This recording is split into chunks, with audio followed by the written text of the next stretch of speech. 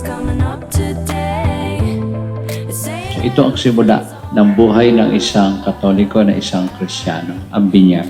Pakatandaan natin yung papel una ng mga magulang, kayo po ang unang tagapagturo sa inyong anak. Kayo unang katikista. At kayo rin ang magdadala sa kanila para mapalapit sila sa Diyos. Yung mga ninong at ninang naman, katuwang kayo ni kumari at kumpare para inyong inaanak ay inyong tulungan na maging maayos naman tao at maging totoong Catholic Christian.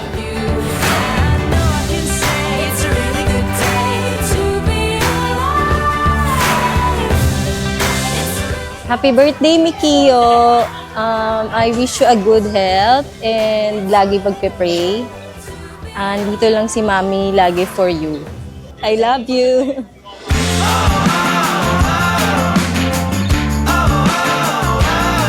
Wish ko sa'yo is number one, syempre sana matutong matakot kay Lord, syempre. And pangalawa, maging mabuting anak, maging masunurin.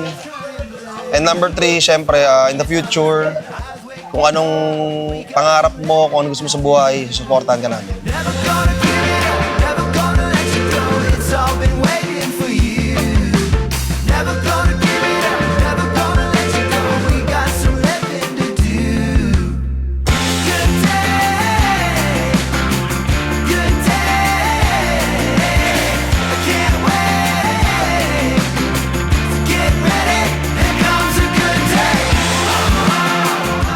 Nung nasa tiyan pa siya ni Nix kasi every time na matutulog siya, mas madikit lang yung katawan ko sa tiyan ni Nix. Talagang pag naramdaman ni Mickey yun, talagang sinisipa ako. Break out the sun, break down the walls, make anything you want.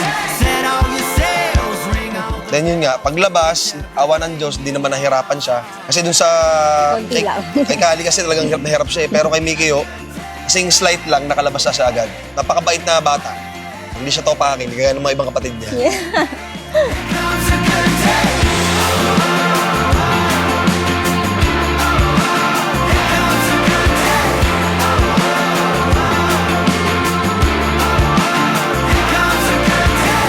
Mihilyo, ikaw binibinyagan in the name of the Father, sa ngalan ng Ama, ng Anak, ng Espiritu Santo. Amen.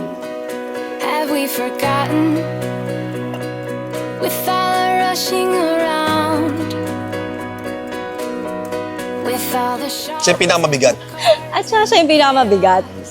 Yung pata niya yung pinakamabigat. Saka siya rin yung pinaka-behave sa magkakapatid. Yeah. Have we forgotten? We need some sorting out. Clear our minds.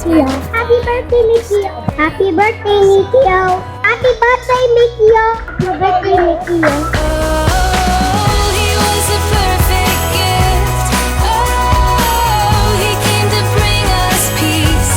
Oh, holy child, our King.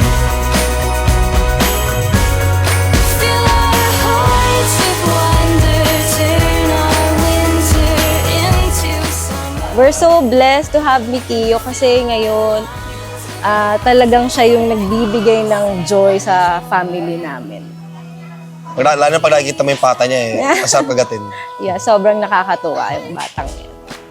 Thankful kami kay Lord na binigay siya sa amin as bonus baby number 4. He was a perfect gift. Oh, he came to bring us peace. Oh, holy child, our King. Happy birthday, Mikio! We love you!